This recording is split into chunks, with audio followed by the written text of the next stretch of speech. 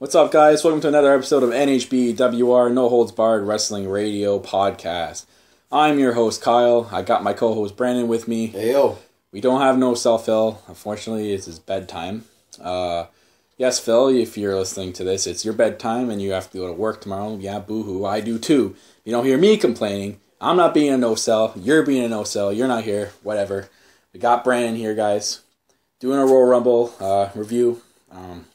You even call it a pay-per-view. That's pretty horrendous for all of you who did watch. But we'll just jump right into it. Yeah, before the pay-per-view, we had some controversial news. Apparently yesterday, 3 members were pulled from the Royal Rumble for no explanation given. Both members of Los Matadores and Justin Gabriel. And the backlash from that was Justin Gabriel basically said, "Fuck you guys, I quit." Yep, he quit. He took his ball and went home. Pulled a Batista, did the whole Queen wave.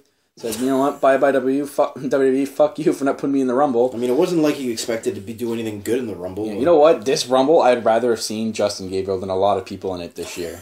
That was fucking terrible. I would have seen Los Matadores than a lot of fucking... Actually, no, I'm taking that back. I do not want to see Los Matadores anywhere. I was about to say, I'd rather see Heath Slater, though. Yeah. Oh, man. Where is Heath Slater? He's good, he's clean, he should be back. Fuck. Yeah. I was hoping to see him, but I guess not. But yeah, it's sad, I guess. Pre-topic. Yeah, Gabriel's gone. I mean, it's sad to see him go. I mean, he had good potential. And they just never used him properly. Again. After the Nexus, he had a lot of potential in the Nexus, doing his, what was it? The Nexus. No, what was his finishing move? Oh, the 450 splash. 450 splash, that's sick. Then they stuck him in NXT, and basically they Nazem Kadri'd him for 3 years. Then they finally bring him up, and then they misuse him again. Now they take his Rumble spot away. Poor guy, man. Yep. Maybe just go to TNA like all the other, former WWE superstars. Or Lucha Underground now, apparently. Or Lucha Underground. That seems to be the place to go.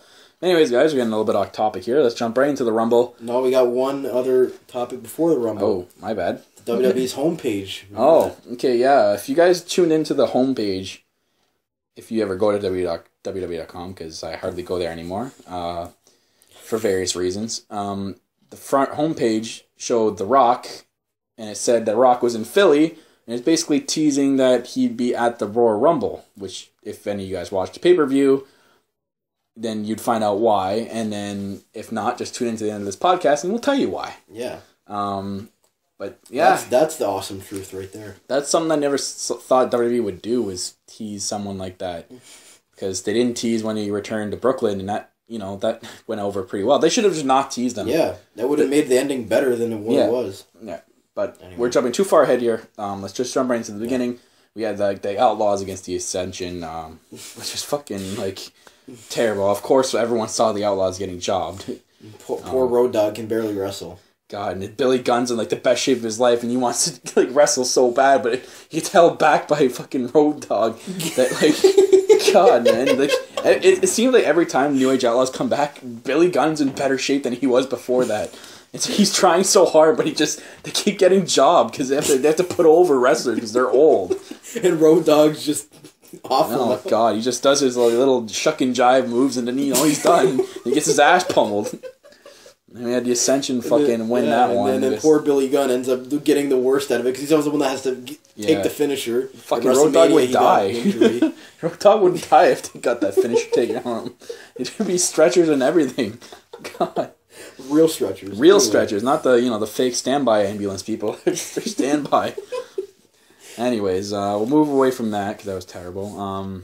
The Mizdow and Usos tag team match was actually pretty good. Yeah. Because of Mizdow. Because of Mizdow, mainly. He looked stronger than I've ever seen him. Yeah, he was that was probably the most over I've ever. He's over with the crowds, but he was getting ultra pop from the Philly crowd. Yeah. Philly crowd's known as a heel crowd. Yeah, they're basically like Toronto and Bizarro World, where they cheer all the heels and boo the faces. Chicago's another one as well. Yep.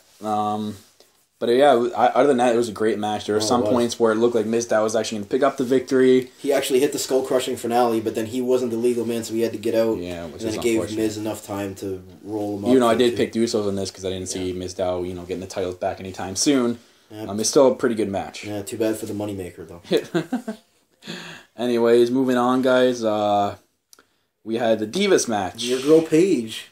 I mean, it looked promising because my girl Paige always looks promising. I mean, Paige and Natalya, that's a pretty good tag team. That's a great tag team. I like the it. Bellas, who can have a good match too. I think this match looked like it had potential. It looked good. It was lasting long. It lasted like 10 minutes, but it was just the ending. Nothing. It was what's up with this pay-per-view and the shitty endings?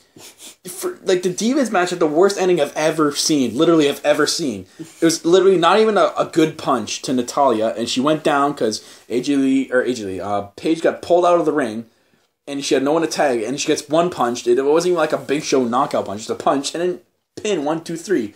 How do you have not a Bella pull off a finishing move at least just to end the match? Yeah, like Nikki Bella has a finisher. It's not like she's one of these divas that just are ring rats and don't have finishers. Yeah, stupid. Yeah, I don't get it either. That was like, how can you end a pay-per-view match like that with just a punch? Like, that's something you have to say for fucking like main event. Exactly. That's something that should be shown on main event and kept there. Like, because literally, if you would have put that match on main event, I wouldn't have known any different than it was a main event. And two, if we watched it, you wouldn't have cared because like, oh, of course, it's fucking main event. Nothing special happens on main event. That's something like you say for Total Divas, which is probably a reason why they did it, which is fucking stupid.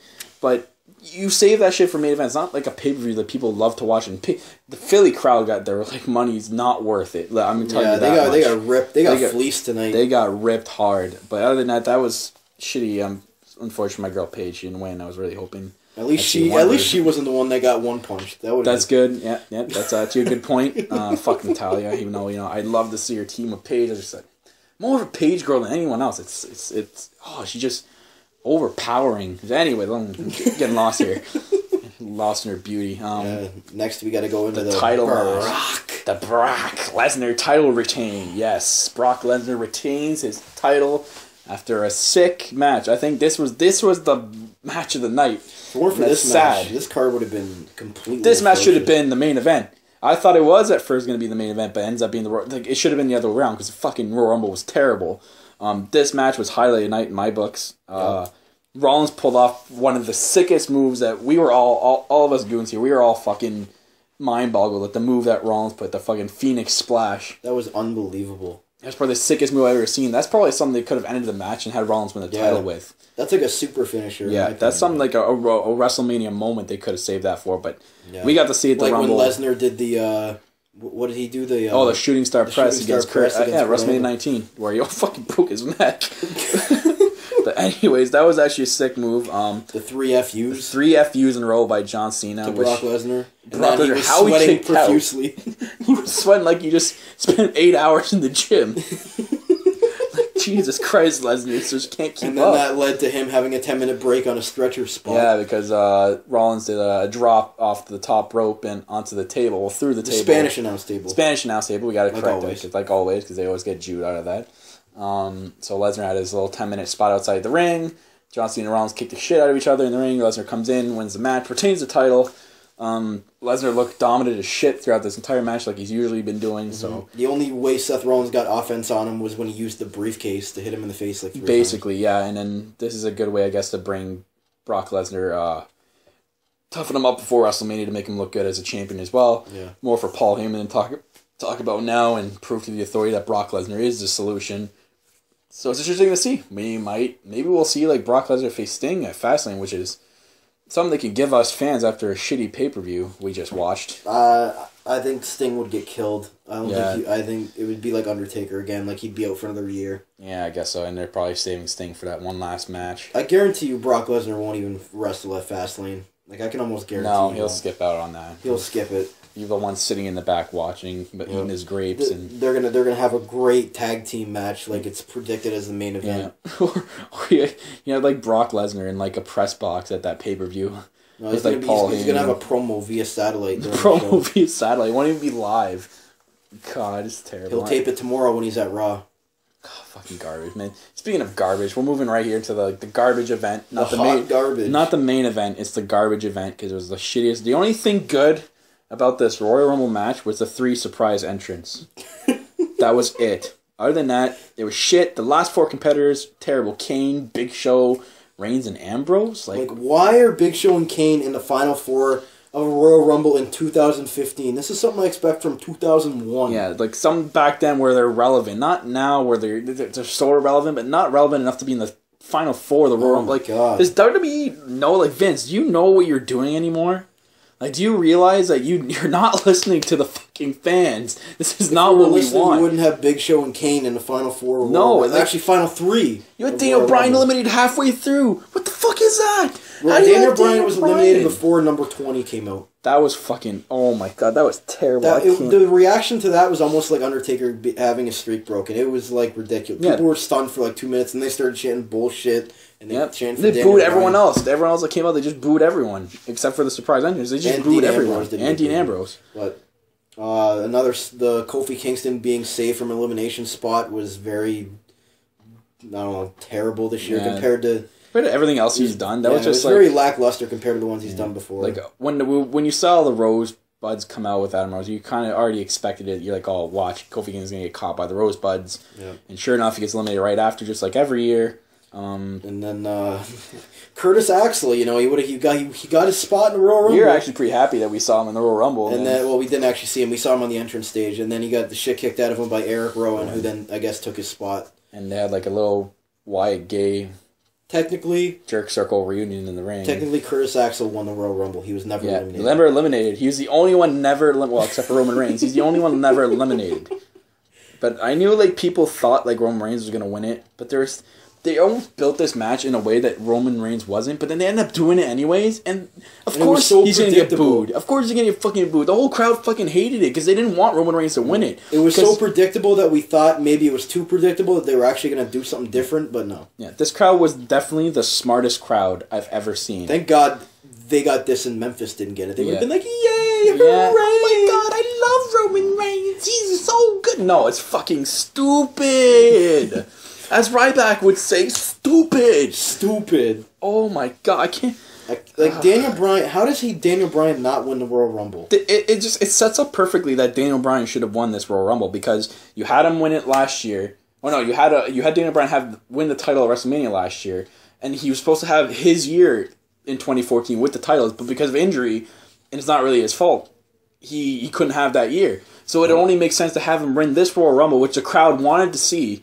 Like he like Triple H and Vince McMahon, they always say they listen to the universe. You obviously didn't, because they want to see Daniel Bryan win it, go on to WrestleMania, beat Brock Lesnar, and have his year finally. I still think Roman Reigns is a year away. Yeah, so I wouldn't have mind seeing Roman Reigns win the 2016 Royal Rumble. Yeah, I'm curious to see if this booing, this heat on him is going to continue. I don't know if it's just going to be the Philly crowd. Is it going to be like the Bautista thing? Yeah, unfortunately, SmackDown he's going to get cheered because it's fake crowd noise, but I mean, Raw tomorrow night, Batista was a full heel after he won because they were so pissed off that Daniel Bryan lost it. Is Roman Reigns going to be a full heel? I mean, you can't really do that because unless you turn Brock Lesnar into a half face, half heel for WrestleMania, because he basically was a face this year because the whole crowd loved Brock Lesnar, but that's just Bizarre World. But it's interesting to see, like, if they're going to build Reigns into the face, it's hard to do it when you're not listening to the universe. Whether or not the main event is still going to be one-on-one, maybe they'll add, maybe there'll be another triple threat again. It's not his fault, but now they put him in a spot where he's in a bad spot now. He's going to get booed now because of, the fans being pissed off and I just thought of disrespected. I know that it's a long shot, and it hasn't been done in a long time. Fatal 4-way match, WrestleMania for the title. Brock Lesnar, Roman Reigns, Seth Rollins cashes in for his shot, so he gets added to the match automatically, and Daniel Bryan. Daniel Bryan argues his way or finds a way somehow, maybe wins a match at Fastlane to get into the title picture. Yeah. You have a fatal 4-way. That hasn't been done since WrestleMania 2000. I mean, it's I know it's a long shot, and it's probably just a fantasy match that we all want to see, but it's not going to happen. If it's going to be one-on-one Brock Lesnar, Roman Reigns again at WrestleMania, it will be a boycotted match for me, in my books, because you're obviously going to see who's going to win. They're going to give it to Reigns because Lesnar's on his way out. Leave. Yeah, so I don't understand what WWE is trying to do right now. It's pretty bad. We can go. I guess we can stop nitpicking the Royal Rumble and pick some highlights here. Bubba Ray, holy shit! Dudley, number 3. We went nuts here. We couldn't believe that Bubba Ray Dudley came out. It was insane. The crowd in Philly went nuts. Loud ECW chants. He had his old attire on with the glasses. Oh my god, that was awesome. Teaming up, it's weird him teaming up with R-Truth doing the whole Bubba Ray Dudley thing and the opposite. Truth, get the tables. Yelling Truth to get the tables, and they did a 3D, but it was weird seeing Bubba on Oh no, wait, Bubba did do he had the head part. Okay, my bad. It's just I found it weird. It was R-Truth and not Devon. Yeah, no Devon though. We expected Devon, but it didn't happen. But that was sick. Bubba Ray Dudley. And then you got fucking Boogeyman. Boogeyman. This looked, at first I was the only one saying it. This looked fucking promising. Boogeyman coming out, then having a stare down with Bray Wyatt. I'm like, holy shit, this could be actually a sick feud. And then he gets jobbed. He gets literally shit kicked by Bray Wyatt. He literally didn't get one move in. God, again, more misuse of potential superstars. I mean, I'd love to see a Bray Wyatt and Boogeyman feud. Because they're both not scared of each other. They both do all this freaky shit that doesn't intimidate one another. They can have a good feud. Like Cole said, the Eater of Worms versus the Eater of Worlds. God. Classic Cole right there. That's vintage Cole. Yeah, vintage ass Cole. And the third surprise entrant, which was definitely your favorite, was DDP. Yep. Holy shit. That got over with the crowd too. Him fucking diamond cuttering everybody. Everyone out of nowhere. It was like RKO's out of nowhere, but better. Diamond cutters out of nowhere. Yep. And, oh my god, he lasted pretty long too. Last one I thought he was going to. Bang! And he looked pretty good. I mean, the DDP yoga is obviously working for him since he's the one that invented it. But he's still in good shape as well. I mean, DDP still got it as well. A lot of these old people still got it. Yeah, except for Road Dogg. Oh my god. Poor Road Dogg. Comes out, does his shtick, and gets jobbed. Roman Reigns winning, fuck man. I know it's so predictable. It was just it wasn't for a main 4 pay-per-view. This could have been done a lot better. The fact that it was so predictable was the fact that was the part that made it upsetting. For a major pay-per-view, it should be non-predictable. Like Survivor Series wasn't predictable this year when fucking Sting came out. Yeah. That was unbelievable. But it's Royal Rumble. You have to make it an ending that nobody's going to expect. That's unpredictable. That's what the Royal Rumble lives up to. You can't have this predictable shit. And 2 years in a row, they've done this shit. The Batista and now Roman Reigns. I think it's unbelievable how they clearly don't listen to us fans. Even after the Royal Rumble was done, the crowd fucking chanting, "We want a refund." That was on live TV as well. That's what I love. Yeah. The crowd wasn't happy. They definitely got gypped out of a good pay-per-view. I don't know what it's going to take for Vince to finally realize that... Maybe he was backstage and listening to this. I really hope he was listening to this shit, seeing that fucking... The crowd was fucking obviously upset with this, and that's 2 years in a row you picked a Royal Rumble winner, Vince, that got booed the shit out of. That if you win a Royal Rumble, you shouldn't be getting booed out of the building. And it happened 2 years in a row. Exactly. Well, technically 3, if you count John Cena. But that's just John Cena's typical haters. He could get booed for regardless of what day it is. Yeah. But Roman Reigns was really over, and now I feel like it's not going to be really over now. I feel like they're going to boo him now. But yeah. The pay-per-view ended 17 minutes early. Yeah. So then they gave us some backstage fallout, post-WrestleMania fallout. During live TV air. Yep. With Rusev and John Cena having a heated exchange backstage and having to be pulled apart by all the rest of the superstars. We kind of seen in previous podcasts that they were going to set up a John Cena Rusev feud at WrestleMania, which makes sense. I see it being a good feud as well. I hope that continues. Cena's going to end Rusev's push or whatever the fuck you want to call this shit. Yeah. I'm so sick of this Rusev shit. Anyway, moving on, we got Lesnar versus Reigns at WrestleMania coming up. We already talked about that. And then, but an interesting thing, will The Rock be in his corner at WrestleMania? I don't think, did we go over The Rock part? No, we didn't go over The Rock part. This is the first time WWE has mentioned Roman Reigns being in the same bloodline as The Rock. Yeah, and The Rock coming out at the end and helping Roman Reigns. Well, he didn't even help him win. It was already the match had already ended. And then he came in and just started beating the hell out of Big Show and Kane and... Well, the match wasn't officially ended. Oh, yeah. As Rusev came in after. But the ring bell guy fucked up and rang the bell first. Yeah. The crowd was chanting, "We want Rusev." You know it's bad when... Yep. You know your pay-per-view ending's bad when they wanted Rusev. They wanted an anti-American... Not Lana, Rusev. I wanted Lana. But yeah. Anyways. Yeah, the whole Rock thing now, is he going to be like... in Roman Reigns' corner, leading up to this? Is he going to be, training him? Are they going to do, training videos of, They could. I mean, they could do this whole fucking heart thing like they did back in the day with Owen and Brett. Like The Rock being his mentor, leading him into WrestleMania. It's weird how they just mentioned this now, even though Roman Reigns has been WWE for like the last 3 years. Like he was in fucking NXT before on the main roster. Well, they didn't mention anything about Rock then, and they just all of a sudden out of the blue. Oh yeah, they have the same tattoos. They realize he's getting the push now, so they have to kind of like make him look stronger with The Rock, I guess. Can you imagine The Rock wasn't there? Do you know how fucking shitty the ending of this pay-per-view could have even been? I don't even want to think about it. It was happening. Yeah, I give this pay-per-view a fucking 2.5. Yeah. And I give the 2.5 just to the WWE title match, and that's it. The Rock gave it went from a 2 to a 2.5. Yeah, it gave it the half. Without the title match and without The Rock, it would have been like 1 to 1.5. It would have got a 0 pay-per-view, I think. It would have been like, did I just watch an episode of Raw? Like that... Mixed in with some main event. Yeah, mixed in. You basically just changed the ring ropes and everything like that to Royal Rumble. Like I think I just watched an episode of Raw. I think Raw tomorrow night is gonna be better than Royal Rumble. Yeah, well, Brock Lesnar, we're being graced by Brock Lesnar's presence on Raw. Yeah, it's gonna be live. I just watched him live 2 hours ago. It's not a common thing that we get to see Brock Lesnar, so we should all be happy. Everyone tune in and see Brock Lesnar live and have Paul Heyman talk half the time and. What Brock Lesnar did last week was sick, though, when he F5 the Big Show and F5 Kane. He got over the crowd there pretty quick. And thank God he didn't do his little scream thing. Mm-hmm. Oh, and something didn't happen this pay-per-view that people were kind of predicting to happen was Paul Heyman turning on Brock Lesnar and joining Seth Rollins. Yeah.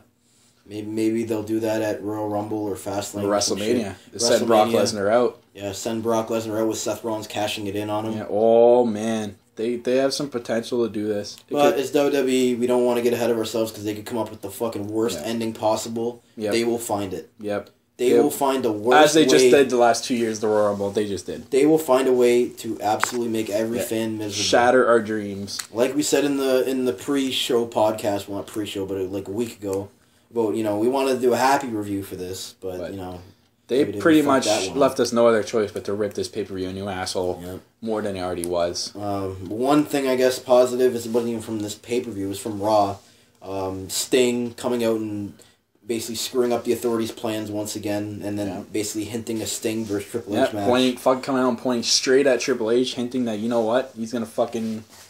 He wants Triple H. So I want to see this match. I'm excited for Sting versus Triple H. If this match happens at WrestleMania and it's still going to be just Roman Reigns and Brock Lesnar, I'm going to be extremely more excited for that match than the fucking title match, which is sad. I can't really think of anybody else Sting could face because the Undertaker thing, they're both faces. I don't think that would work. Yeah. And Brock Lesnar would just kill Sting. The vigilante Sting. Yeah, the vigilante Sting. So Triple H is a good opponent for him. He's not going to kill him, but it's gonna end up being a good match. So that's one thing that I'm looking forward to. One positive out of this shitty review podcast that we had to do. I just hope Fastlane. I mean, this is their new pay. We saw a commercial for it.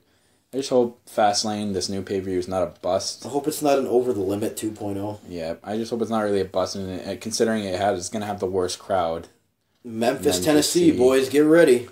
Memphis, you better fucking pick it up. Get ready to fucking cheer John Cena and piss in your pants while you do it. And then cheer for nobody else that's relevant. Yep, and fucking have old people come back and not cheer, saying, "Who the fuck is this?" No, it's gonna be awful. And they better not have that tag team match as the main event. That would suck balls. I might have to boycott Fastlane and just read the fucking results on it if it looks to be that bad. So we'll have to see. Yeah. I mean, it's gonna happen next month, so we still gotta wait for another month. So other than that, we're almost there, boys. Yep. We're in the home stretch now. WrestleMania season. Almost at WrestleMania, and that'll be a new season. Yep. It'll be the 1-year anniversary of NHBWR. It will. I mean, we started off with me and Phil, and probably the worst. I'm gonna put it out there. It's the worst episode of NHBWR that's ever been done because it was so bland. It was 35 minutes of bland shit that I never want to go through ever again. But that's why we're doing something WWE doesn't do. We repackaged and do something good. Yeah, we do podcasts, which are the relevant thing to do nowadays. Not reviews on Slam City. And we actually live up to the No Holds Bar name, as you can tell. We have no filters here, and we're never going to have a filter here, so fucking deal with it.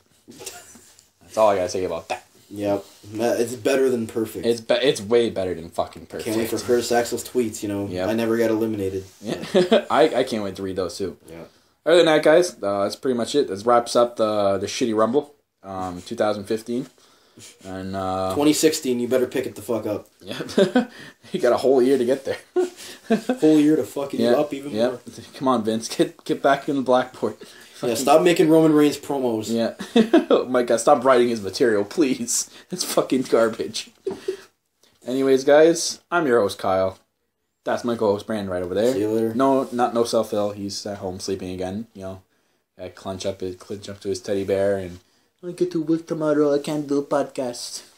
So I just gave him a Rusev Russian accent there. Not sure why. Follow him at Fandangoldust. Yeah, see his terrible tweets that he tweets out. His cryptic tweets. Love you, buddy, Phil. Love you, buddy. See you. All right, bud. See you guys.